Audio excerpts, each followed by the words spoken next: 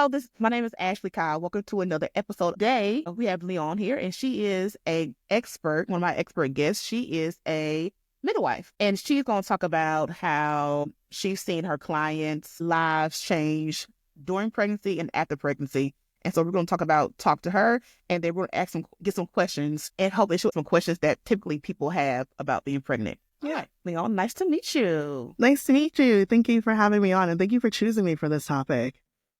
Thank you. Look, listen, the more the merrier. So, because I've never been pregnant, right? So I don't have any kids. If I've been following me any let the time know, Ashley is not pregnant. Doesn't want to be pregnant on purpose, right? I don't have the kids on purpose, thank the Lord.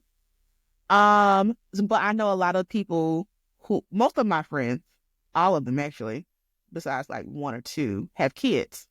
Because I'm 40, so most people at my age are to have children. So most of my followers have children. So there's all the different kind of questions that people have that come up before getting pregnant, during getting pregnant, and after getting pregnant. So one, how long have you been a midwife? So tell us about that. Yes. So I've been a midwife for 4 years. I'm a midwife and reproductive health nurse practitioner. Prior to this, I was in finance. I was in finance for 15 years on Wall Street. Yes. So you went from being Wall Street to a nurse practitioner. Okay. Yes. But why the change? So 2008, 2009 happened. I was working for Goldman Sachs, and I just realized that I didn't really understand the work that I was doing and the impact that it had. And I also wasn't happy. And so I thought about what it is that I like to do, and I've always been interested in reproductive health. I originally was going to become an OBGYN. And so I just said, I'm going to do that. So I pivoted.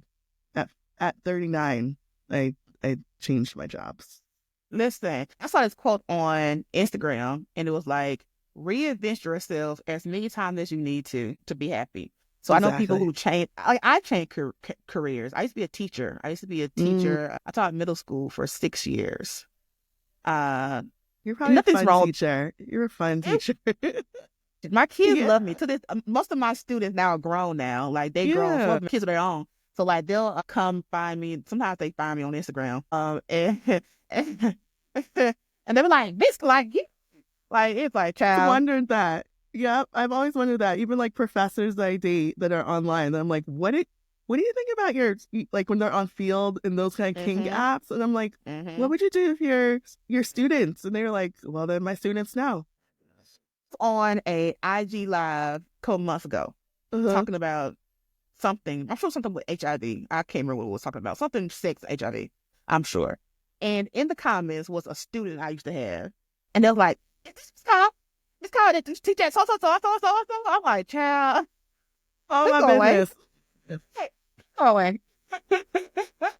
Well, yeah. So my old students who are they find me. They should be like 25, 26 now, but they find me, and it's hilarious. Yeah. But yeah, so I reinvented myself. So I totally understand about reinventing yourself. Yes. So with being a midwife, right? So what type of things do you come across typically? What do women have questions about? Sure. So as it relates to sex, I guess, or just in general. So a lot of times when it relates to sex and pregnancy, questions are, is it safe? Is it okay if I have sex while pregnant? And it is. It's safe as long as you don't have like vaginal spotting. In pregnancy, your pregnancy is not threatened in terms of miscarriage. There's certain medical things that indicate what we call pelvic rest. And I want people to also understand that sex is more than intercourse. It's more than penetration. And so there are certain medical conditions that can happen that make intercourse unsafe. And so that is something like placenta previa, and that's when your placenta is covering the cervix or very close to the cervical opening. If you've had vaginal spotting early in pregnancy and you have something called what we call like a threatened abortion or threatened miscarriage, which just means that you've had some spotting. It might be what's called like a subchorionic hemorrhage, which is blood that gets trapped during implantation that then bleeds early in pregnancy. That's why some people don't understand that they're pregnant because they say, I got my period, but sometimes it's just that trap bleeding that happens.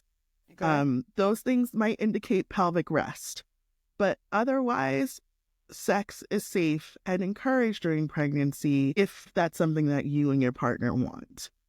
Mhm. So, what are some, I guess, techniques or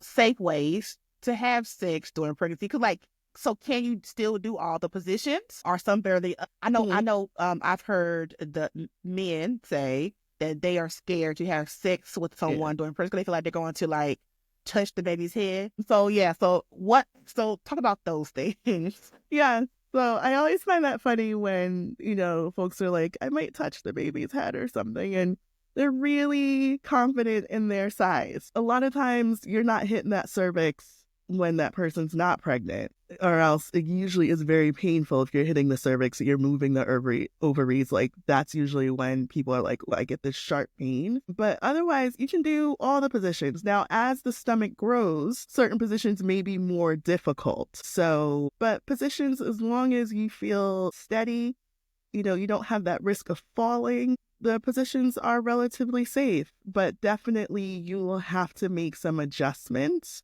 as your stomach grows, as your body changes. And so you might only be able to do doggy style.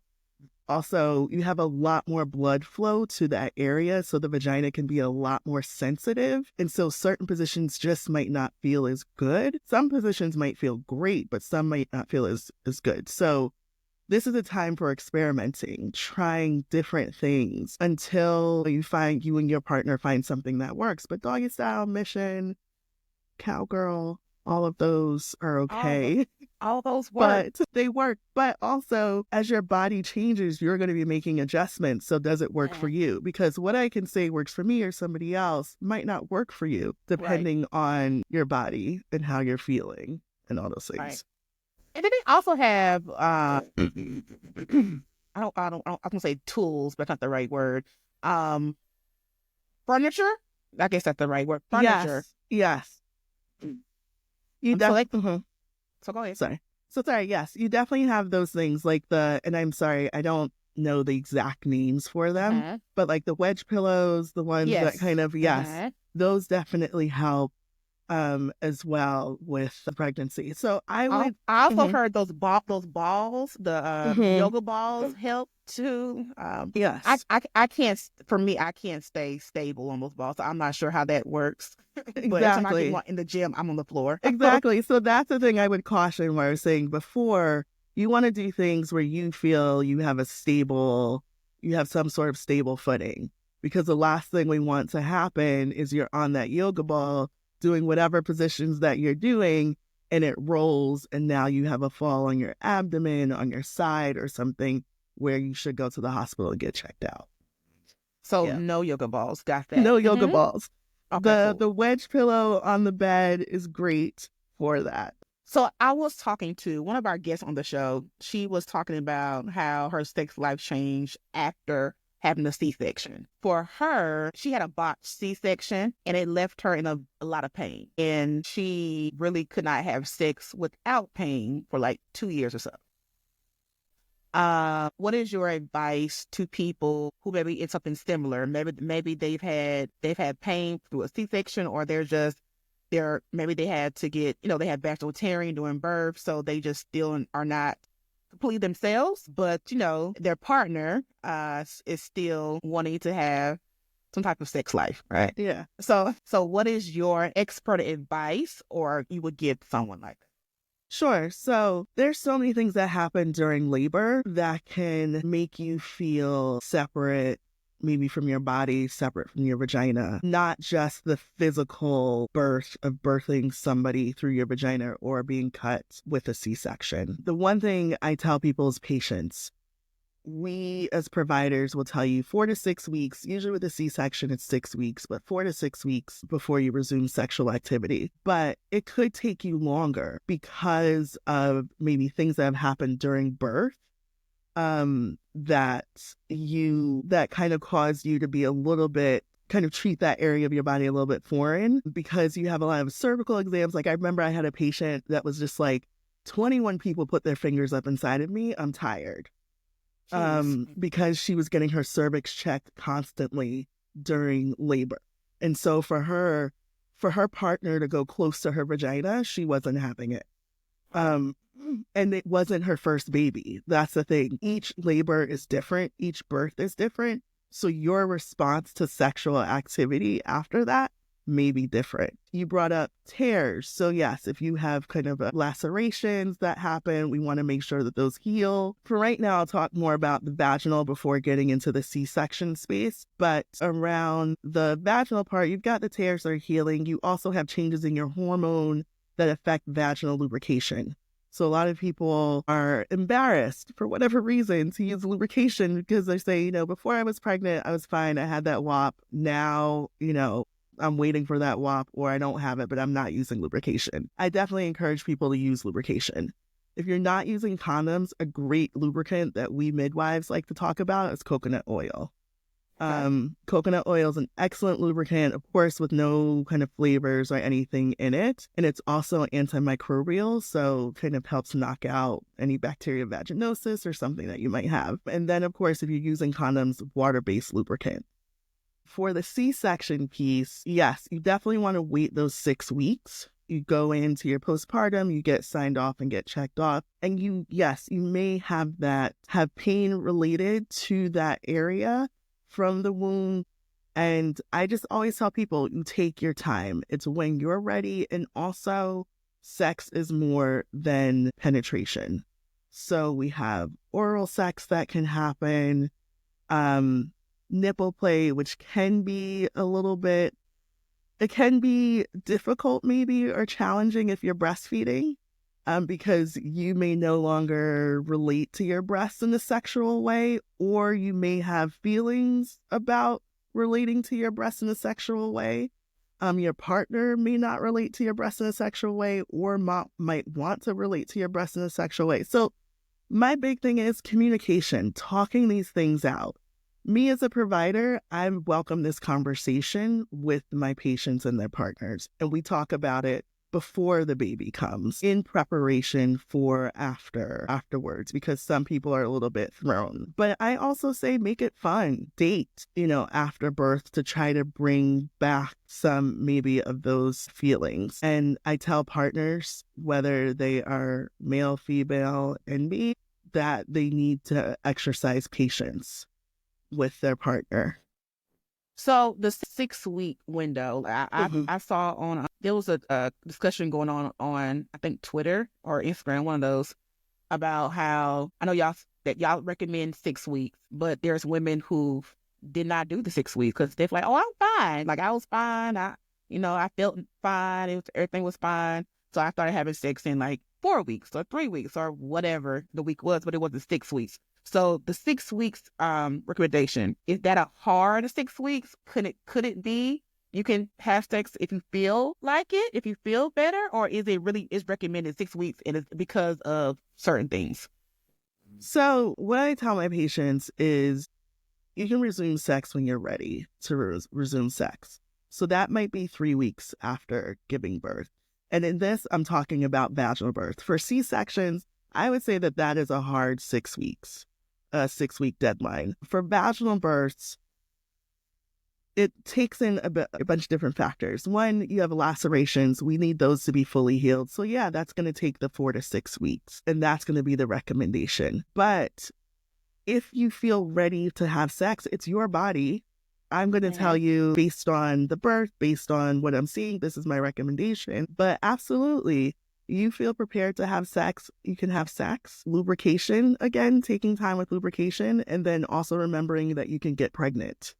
So that to me is the other thing is birth control. If you're not trying to get pregnant again so quickly after birth, you want to make sure that you have birth control. And also, we recommend 18 months between births to allow your body to heal. I have a sibling. Me and my sibling are 11 months apart. Clearly, my mother did not listen to that. Yes. 11 months apart. Somebody was going to, they had no business. Okay. So, question. So I hear this too from women who've had vaginal births. They feel like their vagina is never gonna go back to being normal again. They feel like it's now misshapen or it's stretched out. It feels different.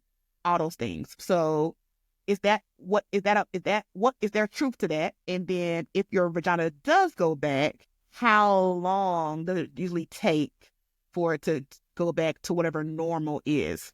Okay. So I will say that your vagina is never going to go back to that space of when before you ever had a baby. Okay. Just like your body's never going to go back to pre-pregnancy, even if you go back to the same size, everything. It's never going to go back in the sense that it might feel the same. You definitely deal with pelvic floor laxness, I guess, for lack of a better word, I would say. The more children that you do have, that vaginal wall does become more lax. But the vagina is elastic, like it stretches to have the baby and then it goes back. But then the muscles, that musculature can become weakened and it can affect your ability to have orgasm. Okay. And it can feel quote unquote more loose, and so in that sense, we recommend pelvic floor therapy. But I would say the way that it's spoken about socially is not true at all. Okay. The vagina Okay. is very forgiving, for lack of a better word. It's very, very forgiving, and it will go back to being tight, for lack of a better word. But, if you're trying to go back to that pre-pregnancy state, that's not going to happen. Okay. So, what is pelvic floor therapy? What is that? Sure. So pelvic floor therapy is like your pelvic area has a lot of musculature that holds it holds up your bladder, holds up your uterus, all of that. And when you become pregnant, it helps maintain the weight of your pregnancy. So those muscles really get used a lot. And pelvic floor therapy, what it does is it helps exercise those muscles and bring them the strength back, especially after they've been weakened. And so people will talk about, like, if you pee a little bit, when you laugh, when you cough, when you sneeze, a lot of time that's a weakened pelvic floor, and we would recommend therapy to strengthen that. True Mhm, story. I have mhm. one of my grandmother's really good friends. She offered this information to me. I didn't ask. But she has one son. At the time she was in her late 80s, probably. Her son was 60 years old. Okay, so she ain't had a baby in 60 years.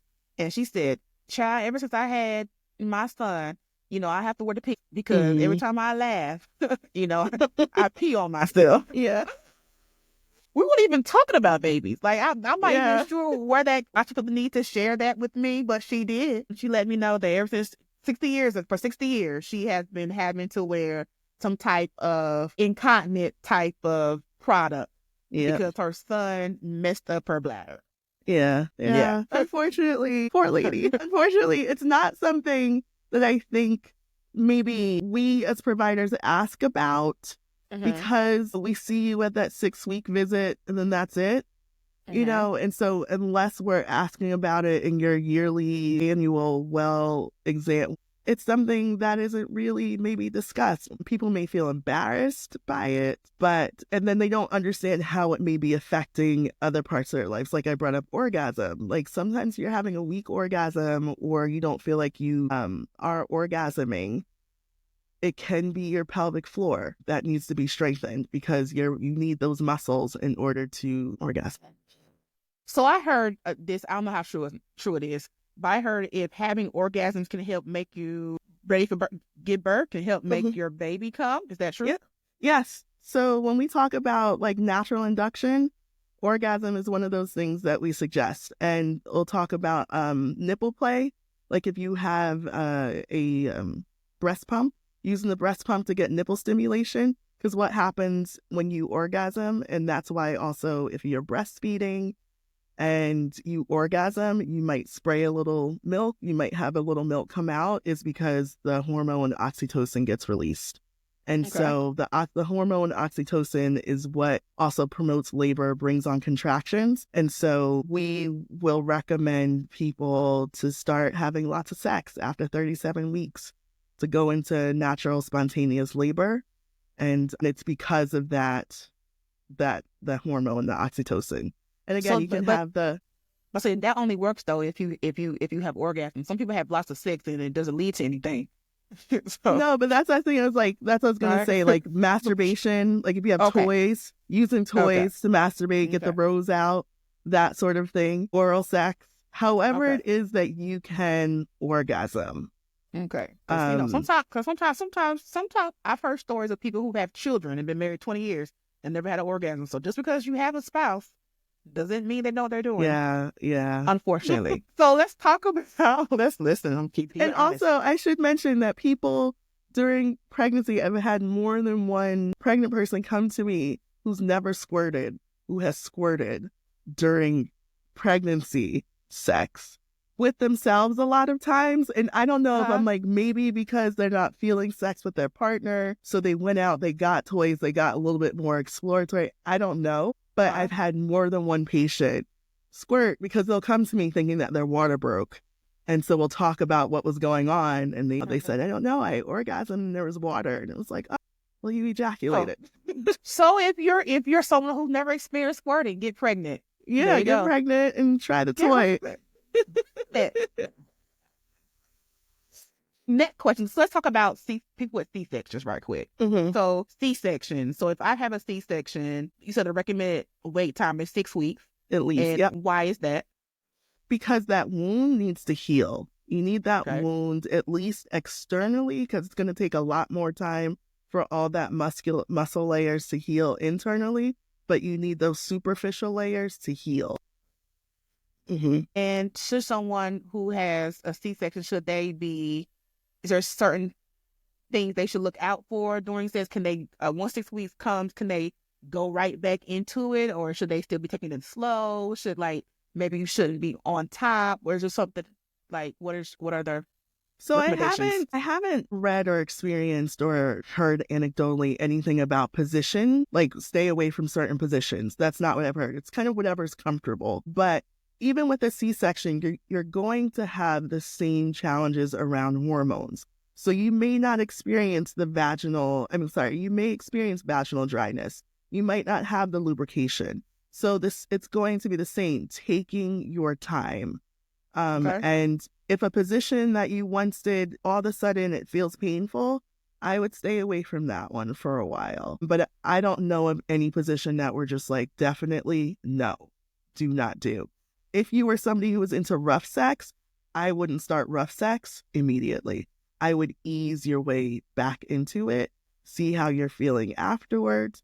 And of course, if you experience your scar reopening or any issues with the scar, you want to seek medical attention. How often does that happen? The scar reopens? It can happen, yeah. But I don't have statistics, but it can happen. That the wound opens. And a lot of times it's due to an infection because the infection is preventing the wound from fully healing properly. Yeah, so with the C-section, usually you have a 2-week wound check and then your 6-week postpartum. And by that time, all the bandages, everything should be gone with a normal healing course. This is not related to sex, right? Mm-hmm. But I heard this thing. I was part of this Facebook group, and they were talking about a procedure called a cesarean tuck. Mm-hmm. You heard of that? Yeah, so that's where you get the C-section, and then they do a tummy tuck.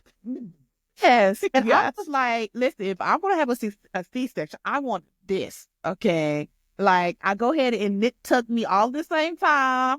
So we can get it wham bam thucky ma'am, get it done at one time. I gotta come back, right? And that right. I was wondering like, do these were white women talking about this, by the way. Mm-hmm. So I was like, I want to do black women know this exists, and like, why are not more people talking about it? Interesting. It's funny. I think I've only heard about it from black women like on social media who've done it, but more like maybe celebrities. I think more of the celebrity kind, but in my experience, no, that hasn't happened. I'm not a surgeon, but also where I've worked, we don't have like a big plastics because what I'm imagining is the OB like does the delivery and then the plastic surgeon comes in and based off that does the tuck. Yeah, so It's in the group I was in, they were saying that yeah, so some of them had it by two different people, and Mhm. then some people had it by one person who's certified in both. Wow. Yeah, Yeah, so that's it really was lucrative. it was a rich white woman talking. I was just there reading the Yeah. comments. Yeah, the only thing I would imagine, like, maybe waiting until your last pregnancy to Okay, do that, not doing it with okay, each pregnancy. But yeah, pregnancy and I think kind of appearance, cosmetic appearance, it is they're tied. There was a trend, I would say maybe 10 years ago, where people were asking for inductions and for C-sections at 37 weeks or 36 weeks early okay, in that third trimester before they get what's called like the weight gain. There's like a bump that can happen where you gain a little bit more weight. And so they okay. wanted to deliver prior to that to help limit the amount of weight that they've gained in pregnancy. That's crazy. So we don't do that. We don't recommend that. Okay, No, we don't don't do recommend that. that. Don't do that. Okay, so is there anything that I did not discuss that you want to tell people who are women who are pregnant what they should look forward to or things they should know about? The one thing that we didn't really cover that can impact your feelings about sex, whether or not you want to have sex during pregnancy, after pregnancy, is if you have some sort of sexual trauma history, that could Mm, absolutely be triggered or re-triggered in pregnancy and in labor. Because if you imagine the focus of a lot of your energy is in your vaginal or whatever you'd like to call that area, mm, and you aren't maybe in control as much, which you're not. I tell people all the time, you are a passenger in birth. Like you cannot control when these contractions are coming. You can't really control when this baby is coming. You're not passive, but you're you're an active participant in it. And so a lot of times that can trigger people's sexual trauma or trigger people around that. And that can impact whether or not, or impact their feelings about sex afterwards. And so if a patient discloses to me that they have had that, sometimes patients don't remember and it will come up in labor. I recommend a book called When Survivors Give Birth, and that's about children of sexual assault who are now pregnant and giving birth and how they may respond to that. So, okay. yes, it's on Yeah. Amazon. So thank you, Leonne. So can you please tell us where people can contact you if you have social media? If there's a woman who's pregnant and who wants to reach out and wants to ask you questions, where can Sure. they contact you? Sure. So you can reach me. My handle which is down here, otherwise CNM. And that's across all social media platforms except for Facebook, which I imagine this audience is not really. And yeah, so I'll just say I can't give medical advice, of course, because I'm not your medical provider, but I'm happy to talk to you and maybe give direction as to what you should be talking to your provider about. Okay, thank you. Thank you for being a part of Sex After. Thank you.